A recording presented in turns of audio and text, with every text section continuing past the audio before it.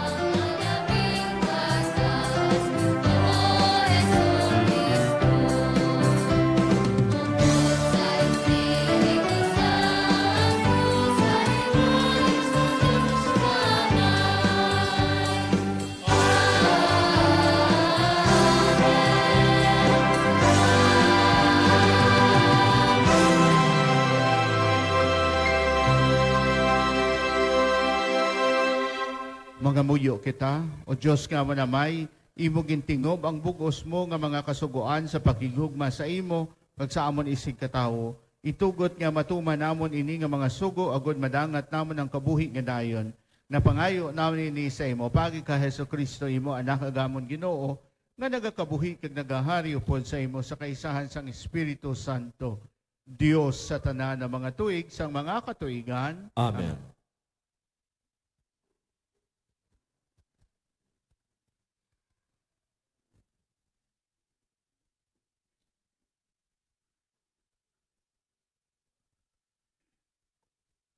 Ang pagbasa gikan sa libro ni Isaías nga propeta. Dangot kamo sa Ginoo kag magpangamuyo sa iya. Samtang malapit siya, ang mga malaot magbiya sang ila malaot nga pagginawi kag magbaylo sang ila panghunahuna. Pabalikas sila sa Ginoo nga aton Dios, maluluyon siya, kag mapinatawaron. Ang Ginoo nagasiling, ang akon mga pangunahuna, hindi pariyo sang inyo pangunahuna, kag ang akon pagginawi, hindi pariyo sang inyo pagginawi. Subong nga ang langit mataas sang saduta, amuman ang akon mga pagginawi, kag mga pangunahuna, mataas sang sa inyo. Ang pulong sang Dios. Salamat sa Diyos. Ang Ginoo malapit sa tanan, nga nagapanawag sa iya. Ang Ginoo malapit sa tanan, nga nagatawag sa iya. Sa tagsakadlaw, magapasalamat ako sa imo. Dayawon ko ikaw sa wala sing katubtuban. Ang Ginoo gamhanan, dapat gid siya dayawon sing labi. Ang iya pagkagamanan, hindi mahangpan. Ang Ginoo malapit sa tanan, nga nagapanawag sa iya. Ang Ginoo mahigugmaon kag maluluyon, hindi madali mangakig, kag puno sang mapinadayunon nga paghigugma. Maayo siya sa tanan, kag maluluyon sa tanan nga iya ginhimo. Ang Ginoo malapit sa tanan, nga nagapanawag sa iya. Ang Ginoo matarong sa tanan nga iya ginhimo, maluluyon sa tanan niya nga mga buhat. Malapit siya sa tanan nga nagapanawag sa iya, nga nagapanawag sa iya sing maminatudon. Ang Ginoo malapit sa tanan, nga nagapanawag sa iya.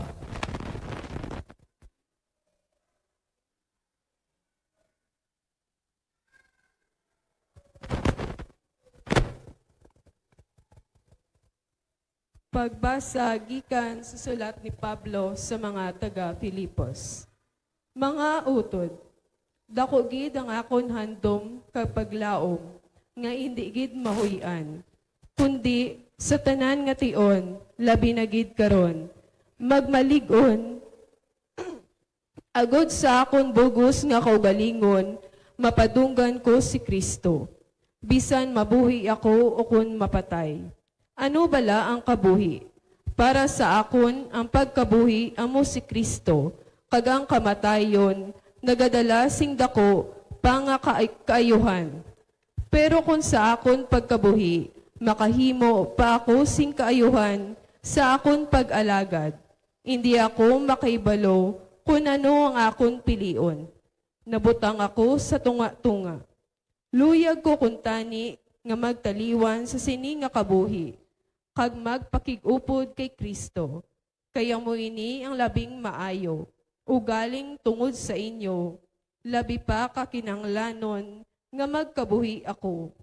Karon ang importante nga butang, amo nga maginawi kamo suno sa maayong balita ni Kristo. Ang pulong sang Dios. Salamat sa Dios, palihog magtindog ang tanan.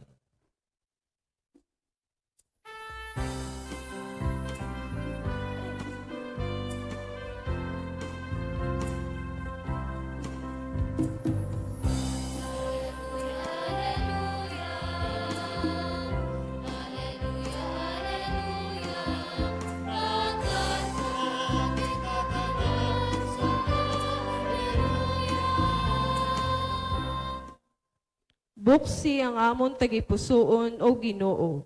Agud nga pagabatunon namon ang pulong sang imo anak.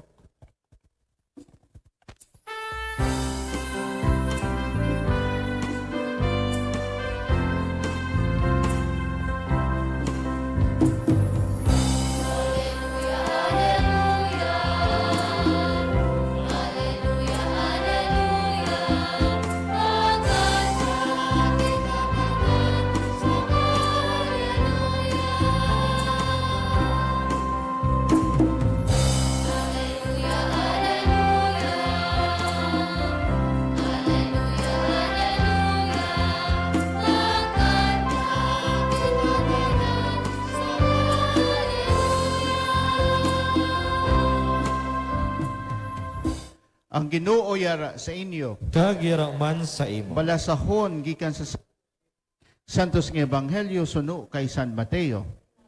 Himaya sa imo, O Ginoo. Si Jesus nagsugid sa iya mga gintuton-an sining palaanggiran. Ang ginharian sang langit kaangay sang isa katag iya sang talamnan sang ubas nga naglakat sang aga pagid sa pagpangita sing manug-obra para sa iya talamnan. Nagsugot siya sa minimo nga suhol sa isa ka adlaw kag gindala niya sila sa pag-obra sa iya talamnan sang ubas. Sang mga alas 9 sang aga nagkadto siya sa merkado kag nakita niya nga may mga tawo nga nagatilindog didto nga wala sing obra. Gani nagsiling siya sa ila. Mag-obra man kamo sa akon talamnan sang ubas, kag suhulan ko kamo sang nagakaigo. Gani naglakat sila sa pag-obra. Amo man ini ang ginhimo niya sang mga alas 12 kag sang alas 3 sa hapon. Sang mga alas 5 na sang hapon, nagkadto naman siya sa merkado, kag may nakita pagid siya nga nagatilipon lang didto, kag nagpamangkot siya sa ila. Nga abala, nagatilindog lang kamo diri sa bukos nga adlaw nga wala sing obra. Nagsiling sila, anhon mo kay wala man sing nagpaobra sa amon. Nagsiling siya sa ila, kun amo ina, kadto kamo kag mag-obra sa akon talamnan sang ubas. Sang sirom na nagsiling ang tag-iya sang talamnan sang ubas sa iya inkargado. Tawga ang mga manug-obra kag suhuli sila halin sa naulihigid nga nag-obra tubtob sa nahauna. Ang mga nag-ulobra sugod sang alas 5 sang hapon ginbayaran sang minimo nga suhol. Sang suhulan na ang mga nahauna nga nag-obra sang naghuna-huna sila nga dako ang ila mabaton. Pero ang tagsa-tagsa sa ila ginhatagan man sang minimo nga suhol. Ginbato nila ang ila mga suhol o galing nagkulumuron sila batok sa tag-iya nga nagasiling. Ining mga naulihi nag-obra sang isa ka oras lang, pero kami nag-obra sang bugos nga adlaw sa nagatagiti nga init. Pero pareho lang ang imo suhol sa amon. Ang tag-iya nagsabat sa isa sa ila. Abiyan, pamati ka. Wala ta ikaw gindayai. Hindi bala nga nagkasugot kita sa minimo nga suhol, karon kuhaa ang imo suhol kag magpauli. Akon iniluyag nga suhulan ining naulihi pareho sa imo. Hindi bala ako makapagusto kung ano ang himuon ko sa akon kwarta? O kung nahisa kabalakay, maalwan ako. Kag si Jesus nagsiling pagid, gani ang naulihi mauna, kag ang nauna maulihi. Ang Ebanghelyo sang Ginoo. Pagdayaw sa imo, O Ginoong Hesu Kristo. Mga utod sa sining pagpamalandong naton sa sining ika-25 nga Domingo sang ordinaryo nga panahon, kuhaon naton sa gihapon ang aton pagpamalandong sa Ebanghelyo nga kung sa diin si Jesus nagamit sang palaanggiran na hanungod sang tag-iya sang umas, sang talamnan sang ubas, kag sang iya mga obrero. Ang tema sang aton pagpamalandong amoy. Ang Diyos nagabugay sang kaayuhan para sa tanan. No? Wala siya sang pinilian. Ang kaayo nga ginabugay sang Diyos para sa tanan. Kagamoy na ang makita naton subong sa aton ebanghelyo. Hindi lang ang ginapakita diri nga ang aton mahal nga Diyos o kon ang sa aton ebanghelyo sa palaanggiran ang tag-iya sang talamnan sang ubas, hindi siya naghatag sang sakto kundi nga naga-expect ang iban niya nga mataas ang ilabayad kay ang iban na ulihin na pero parihos pangyapon ang ilabayad, no? So gin-explain diri sa aton ebanghelyo nga naghisugot sila kung pila ang ibayad sa ila. Kagang ang tag-iyaya sang ulubasan nag-decide nga ang mga naulihi hatagan niya man sang gihapon sang kung sa aton la minimum wage, no, sa isa ka adlaw, no, iya na iya kaalwan. Mga utod amo ini ang gusto i-emphasize sang aton nga ebanghelyo subong nga kung ang sa paalanggiran naton ang tag-iya sang talamnan amo ang aton mahal nga Dios, ang Dios siya maalwan sa paghatag sang kaayuhan para sa tanan. Wala siya sang pinilian. Sa iban gani ang mga balasahon, nagasiling ang aton nga balasahon o kung ang aton Biblia nagasiling ang Dios nagahatag sang grasya sa mga maayo kag hindi maayo. Nagapasilak siya sang iya silak sang adlaw sa mga maayo kag hindi maayo. Kung sa ron wala pinilian ang Dios kung maghatag sa sang grasya para sa tanan, no? Wala siya nagapili kung sino ihatagan. Katulad sang aton niya tawhanon nga huyog o kung tawhanon nga mga disposisyon nga may mga pinilian kita kon kaysa. Ikaw iya, amo lang imo 5 lang ka pisos, medyo hungag imo ilong, no? Imo ya 10 ka pisos daw medyo gwapa kaya, no? No kun sayo ron aton ina tawhanon nga mga kaluyahon nga may mga pinilian kita.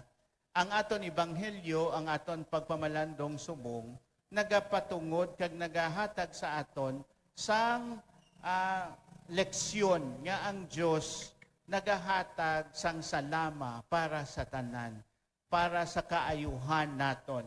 Kag hindi paghatag sang Dios kun hindi ini makapamaayo sa aton. Kung sayo ron, may ara kita nga mga butang nga wala gin pahanugot nga sang Dios nga maangkon naton, ina bangod kay balaan sang Dios nga kun ihatag niya na sa aton, hindi makapamaayo sa aton, no?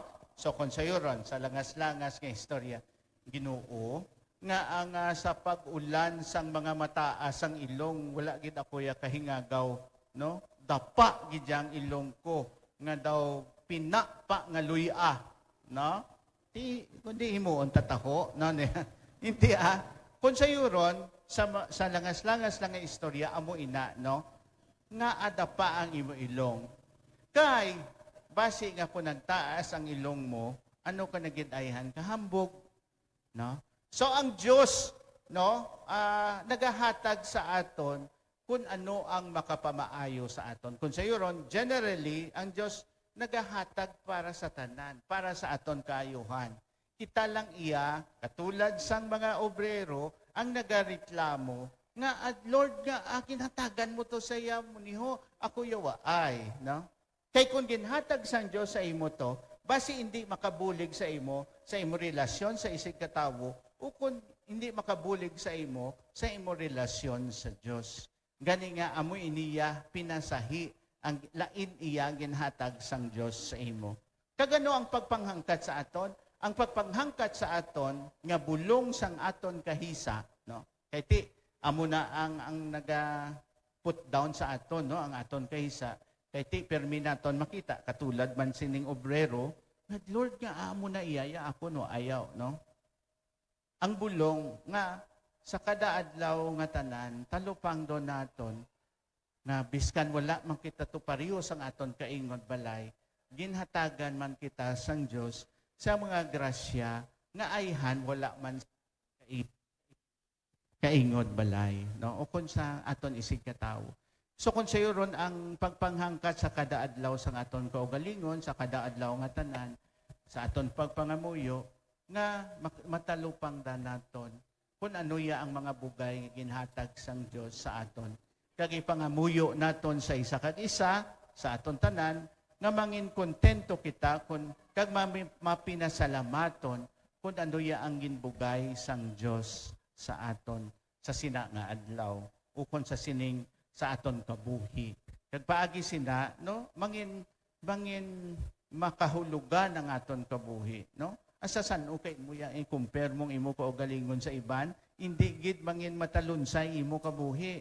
Kung ang imo kabuhi naga-compare lang permi, hindi kagid mahimos, bulubaliswa ka lang permi, kag hindi kagid malipayon. Ipangamuyo naton sa sining Santos Kamisa para sa isa kag isa, kita tanan nagapangamuyo sa isa kag isa. Agud nga hatagan kita sang grasya sang Dios nga sa kada adlaw nga tanan matalupang dan naton kung paano ang Dios nagagrasya sa aton sa kada adlaw nga tanan. Kagamo ina iya ang pasalamatan naton, no? Kung ano yang ginbugay sang Dios sa aton. Abay ilang daya kung anong ginbugay sang Dios sa iban, no? Ang imo ya, imo anay, pasalamatan mo, no? Kung ano daya ang ginbugay sang Dios sa imo, no? Kagamo ina ang aton pangamuyo sa isa kag isa sa sining Santos nga misa. Kagabay pa nga sa aton kabuhi, mangin mapinasalamaton kita sa tanan nga tion sa mga grasya ginbugay sa aton personally sang Dios. Pamalandungan naton ini magtindo kita tanan sa pagpahayag sang aton pagtuo. Nagatuo ako sa Dios amay nga makagagahom sang tanan. Magbubuhat sang langit kay sang duta. Nagatuo ko Jesucristo ay anak kabugto nga aton Ginoo. Kagin panamkon sa lang sang Espiritu Santo. Ginbunag ni Santa Maria Berhen. Ginsakit sa ni Poncio Pilato. Gilansa sa krus na patay kay ginlubong. Nanaog sa mga minatay. Sa ikatlo kadlaw na banaw siya nagalin sa mga minatay, kumayab sa mga langit, kagalingkod sa tuo sang Dios nga amay, makagagahom sang tanan. Gikan didto makarpa siya liwat sa pahukom sa mga buhi sa mga minatay. Nagatuo ko sa Espiritu Santo, sa Santa Iglesia Katolika, sa ginkakaupdan sa mga santos, sa patawaran sa mga sala, sa pagabanhaw sa mga lawas, kag sa pagabuhi nga wala sing katapusan. Amen. mga muyo kita sa Ginoo nga maalwan sa tanan niya nga mga anak, sa dako nga pagsalig itugyan naton ang aton mga kinahanglanon sa iya, kag sa kada pangamuyo ang aton isabat, Ginoo pamatiing amon pagampo. Ginoo, pamati ang amon pag-ampo.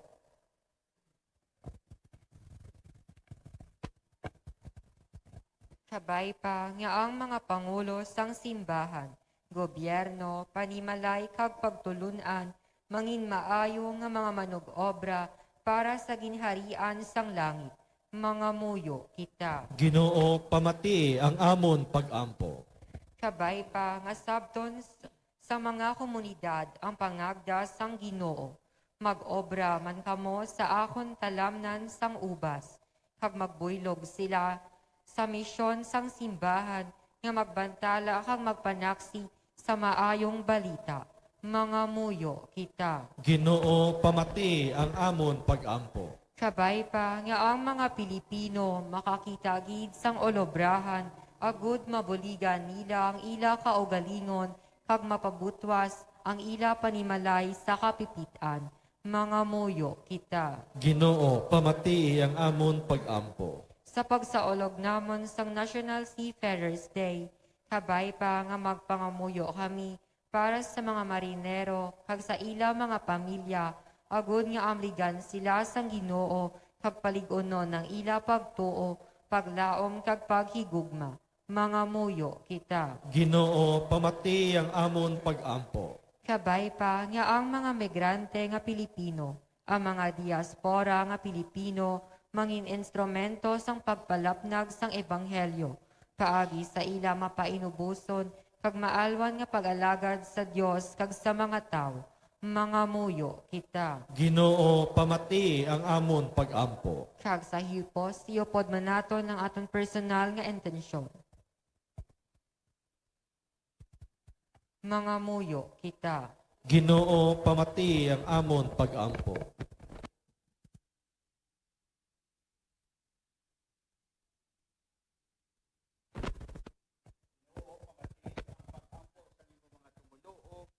Kita kami sa imo pagpangagda sa pagpaambit sang imo Dios non nga mga misteryo na pangayo namin ni sa imo pagi kay Kristo nga amon Ginoo. Amen.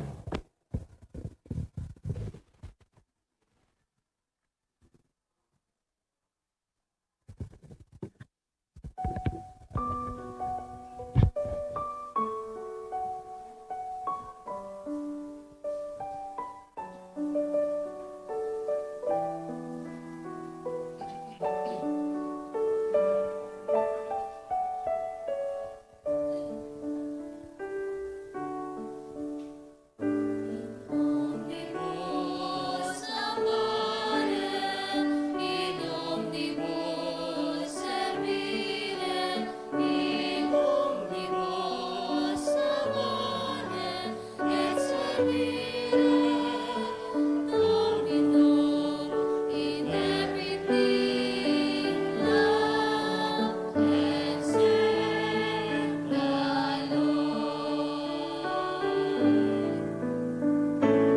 Omnibus amore, In omnibus servire, in omnibus amore, et servire, Dominus in everything love and serve the Lord. Magpangamuyo, Malumoy tito ka tanan. magpangamuyo kamo mga utod dagod nga ang akon kagang inyo sakripisyo mahamutan sang Dios amay nga makagagahom sang tanan. Batulon ta sa gilong sakripisyo sa imong mga kamot, sa kadayawan kay may sa ngalan, sa tunman kay puslanan, kisa bugos niya nga simbahan. O Ginoo batuna ang amon mga dulot. Kagpaagi sining Eucharistia, sining Eucharistia, ipadangat sa amon ang kaluwasan sa amon nga ginatuuhan. Ginapangayo naman ini sa imo, pagi kay Kristo nga amon Ginoo, Amen. ang Ginoo yara sa inyo. Kag man sa imo, Ipayong inyo kasing-kasing. nabayaw na namon sa Ginoo. Pasalamat kita sa Ginoo nga aton Dios. Akus kag angay gid. Tapos kagangigid, igo ka mapusranon sa amon kaluwasan nga sa gihapon, kag sa tayo nga doong magpasalamat kami sa imo. O Ginoo Santos nga mahigamhanan kag walay katapusan nga Dios pagi kay Kristo nga amon Ginoo. Kay paagi sa iya pagkamatay kag pagabanhaw, iya kami ginluwas sa sala kag sa kamatayon. Iya kami ginpadunggan nga mangin pinili nga kaliwat, harianon nga mga pari, balaan nga pungsod, kag iya pinain nga banwa. Sa tanan nga doog, amon ginabantala ang imo gamhanan nga mga buhat, o Dios nga nagtawag sa amon gikan sa kadudulman pakadto sa imo makatilingala nga kapawa. Gani upod sa mga angheles kay sa mga arkangheles, ket sa tanan nga dagadayo sa imo sa langit, nagaamba kami singulay untat sang kalantaon sang imo himaya nga nagasiling.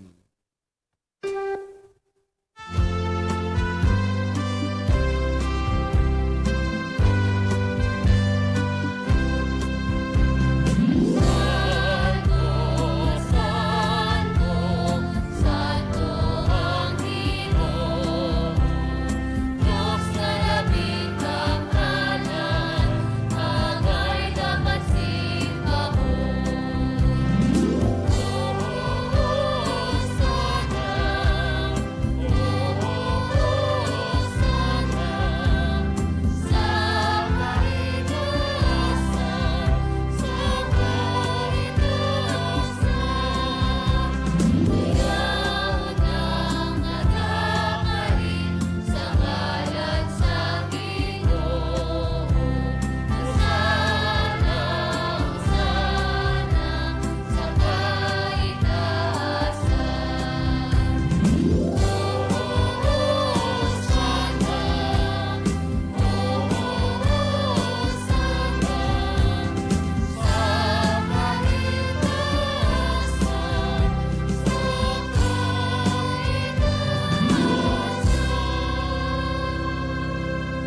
Santo sigaw do Ginoo katuburan sa tanan.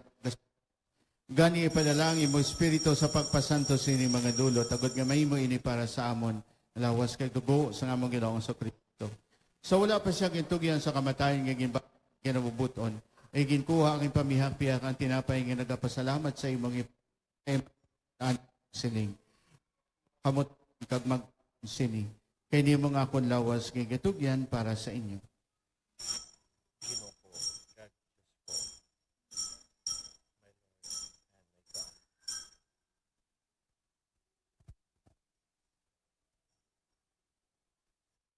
Subong man, pagkatapos ang panihapon niya ginkuha ang kalis nga nagapasalamat liwat kay magintutonan nga nagasiling.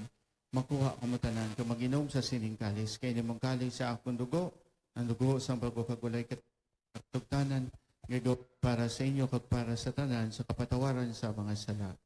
Himuan ninyo ini sa akong handumanan.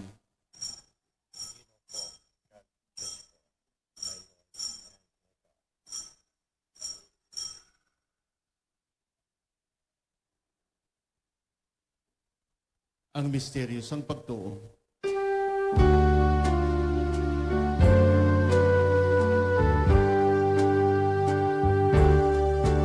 Si Kristo namatay, si Kristo naman ang magdarita, iyong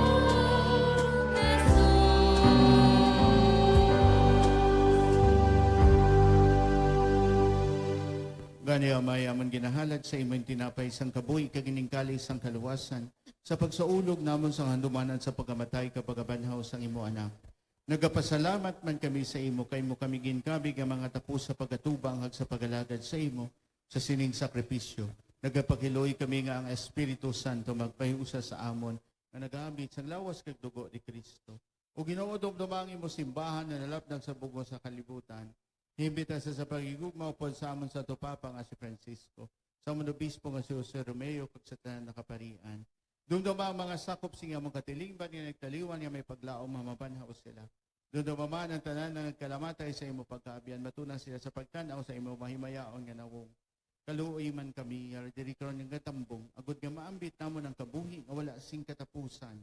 Magdayaw kag maghimaya kami sa imo upod kay Santa Maria Virgen Eloy sang Dios, upod kay San Jose nga Yabana, upod sa mga apostoles ket sa tanan nga mga santos nga nagpahamuot sa imo pagi sa imo anak nga sa Hesukristo.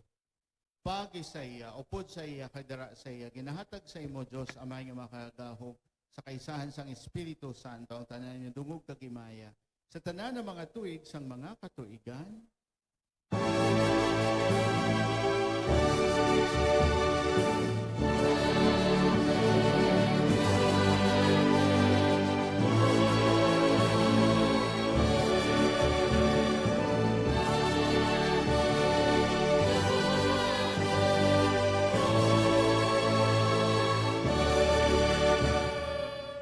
Tungod kay gisugo sa aton maluluwas, mga muyo kita sa pangamuyo, naging tudlo niya sa aton.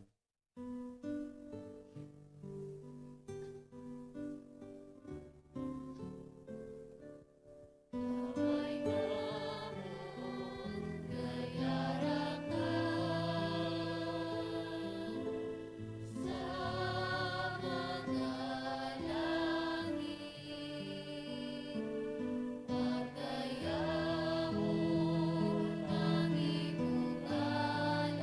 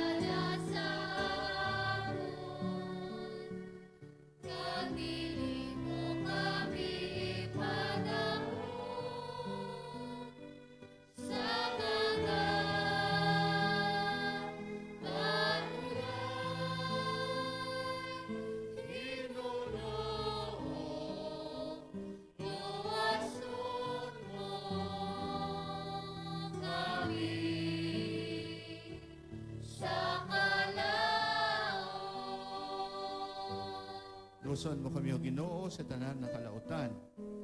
Hatagi kami sing pagidait sa amon mga inadlaw. Buligi kami agud maluwas kami gihapon sa sala. Kag paligdo na kami sa tanan na padaligban. Samtang nagapaabot kami sa bulahan nga daw nga amon ginalauman. Nga magabalik sa Yesu Kristo nga amon manluluwas. Nahimo ang gingharian, ang kahog ng dimaya, sa mga tuwing, sa mga katulikan.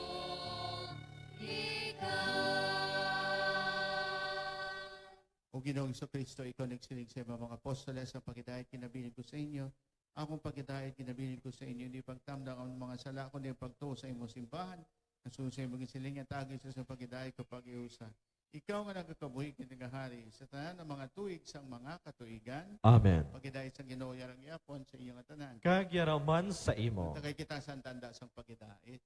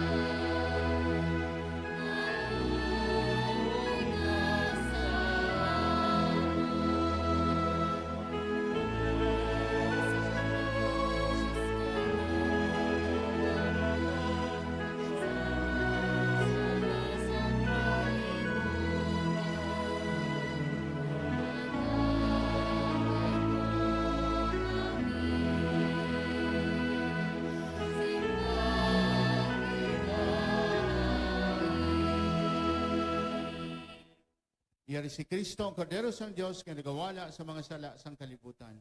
Bulahan kita ang inadapit sa bangkete sang Kordero. Ginoo, nakatapos nga magsulod ka sa konpulian. Apang imit lang lamang sa kapulong, kay magayong akon, kalag kaglawas.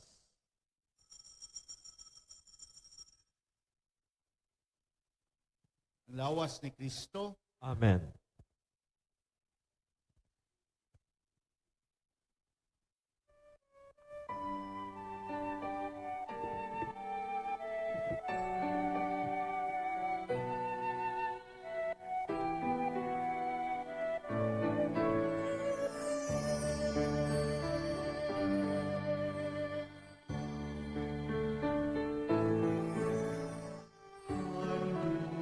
sa akon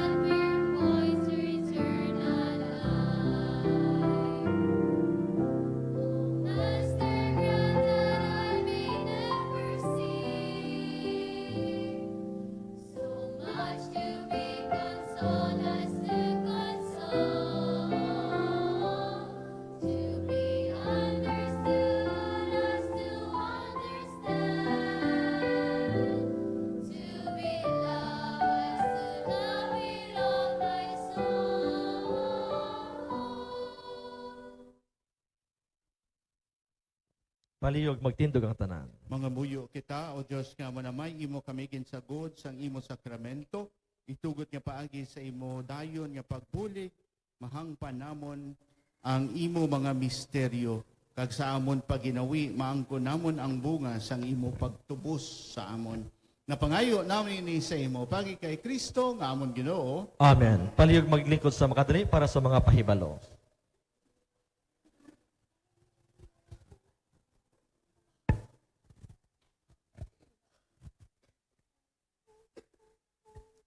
Kita magasaulog sa aton nga Barangay Week Celebration in honor sa aton mahal nga santos San Rafael Arcangel.